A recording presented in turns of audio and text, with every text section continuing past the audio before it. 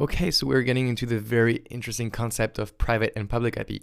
That may be too basic for you. I'm sorry if that is, but some people need help with this, so I'd rather help everyone. So networking is two sorts of IP. There is IPv4 and IPv6. IPv4 is what is most common, what probably you know already. It's basically four numbers separated by three dots. IPv6 is a bit less common. It has this very long string of hexadecimal numbers and letters, and basically in this course we'll be using just IPv4. But know that AWS has support for IPv6 as well. IPv4 for right now is still the most common format used online. IPv6 is more for IoT or the Internet of Things. And basically it solves a lot of problems, but not for us. We don't have any problems with IPv4 so far. IPv4 allows for 3.7 billion different addresses in the public space, and that's almost running out of IP addresses.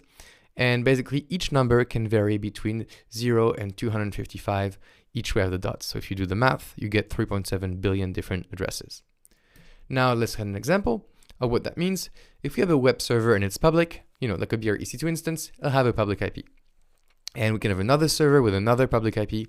And using the public IP, these servers can talk to one another, which is great. Now, when we have a company, for example, my company, and has a private network, the private network basically has a private IP range. And private IPs have this very specific way of being defined, but basically that means that all the computers within that private network can talk to one another using the private IP. Whereas when you attach an internet gateway, which is a public gateway, well, these instances also will get access to other servers and so on. And so that's a common pattern in AWS. Now, basically, if you have another company, it will also have a private network, and within the private network, every computer can talk to one another. And maybe it'll also have an internet gateway with an IP and basically can connect all over the internet and talk to other servers, okay? So basically the difference I want to show you is that when you have a public IP, you're accessible over the internet, and when you have a private IP, you're only accessible within your private network. So some differences. Public IP, as I said, means that the machine can be identified on the internet, and the public IP must be unique across the whole web. So not two machines can have the same public IP. And I think that makes sense. And an IP, if I give you an IP, you can just Google it and you can find a geolocation.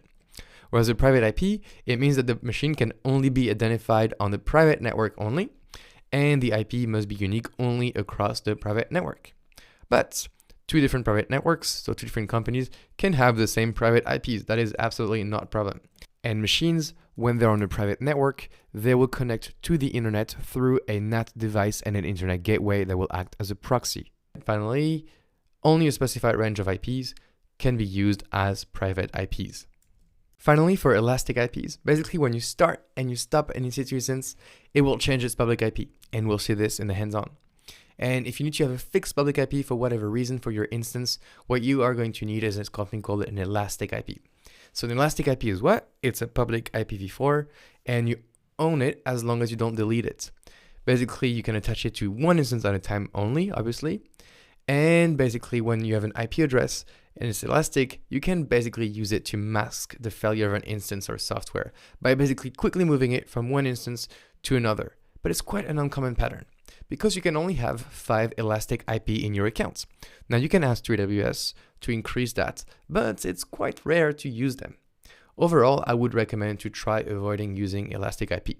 They often reflect very poor architectural decisions, and instead, you should use a random public IP and assign a DNS name to it. Now, DNS will see them with Route 53, and it's something that's going to be much more in control for us and much more scalable. Or later, as we'll see, we can also use a load balancer and not using public IP at all, which is the best pattern you can have for AWS. Now, let's go ahead and do a quick hands-on so we can get a good feeling for all these things. By default, our EC2 machine will come with a private IP for the internal AWS network, a public IP for the WW, so the World Wide Web. And then when we're doing SSH into our EC2 machines, we cannot use a private IP because we're not on the same network, unless you have a VPN. We can only use the public IP if you don't have a VPN. And if your machine is stopped and started, the public IP can change. So now let's go and observe all these behaviors.